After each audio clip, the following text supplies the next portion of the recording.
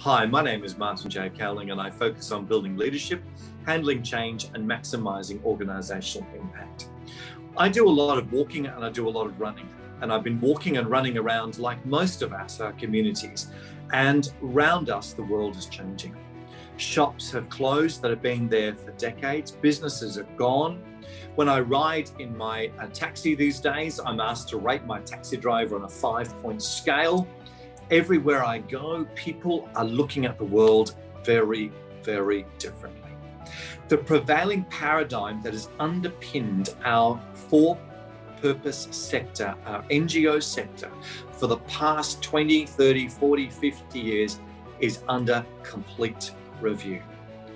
And we need to think very differently about how we deliver our services in this new world. And we need to think very differently about what organisational priorities are needed for you now. And I'm curious to know, what is the impact on you now? One of the other things I enjoy doing is walking through gardens, walking through parks and seeing what's going on.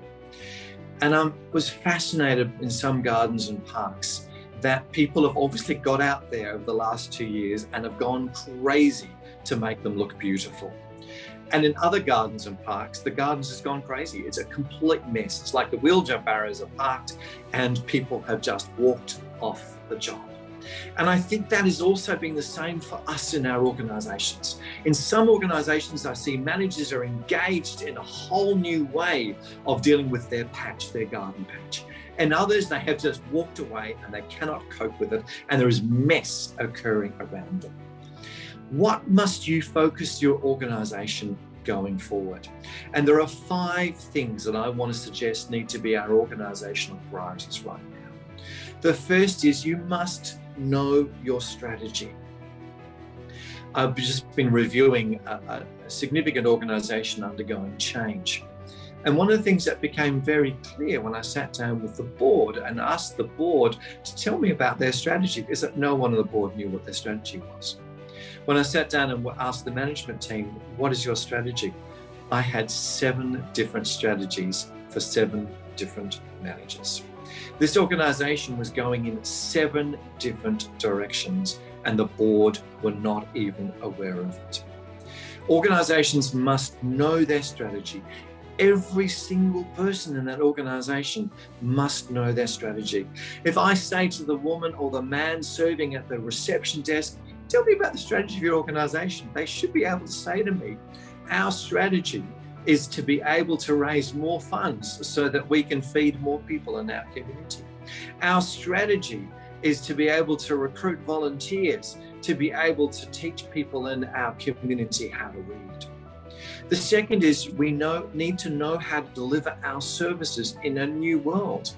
Productivity around us has gone up and down as a result of a whole series of significant changes. We need to be able to equip our staff to be able to be productive no matter what is going on around them.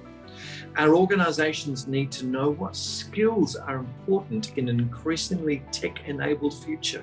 We need to be able to develop our current workforce and actively recruit them to be able to operate in the current world.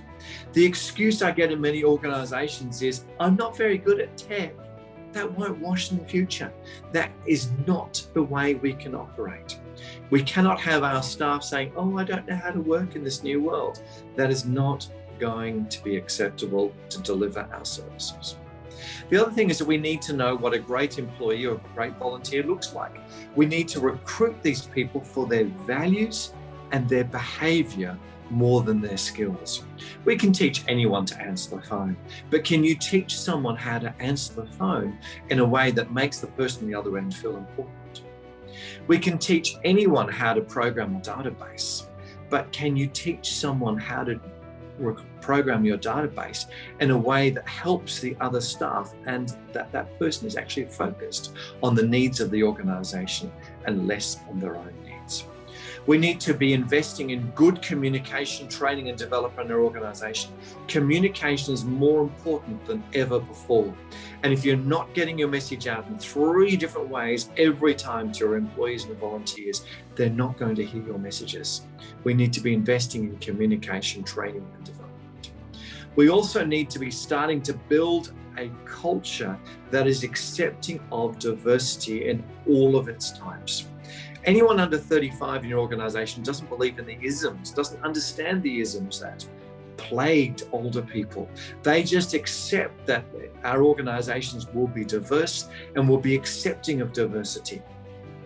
So in future-proofing your organization, know your strategy, know how to deliver your service no matter what's going on in the world. Know what a great employee or volunteer looks like.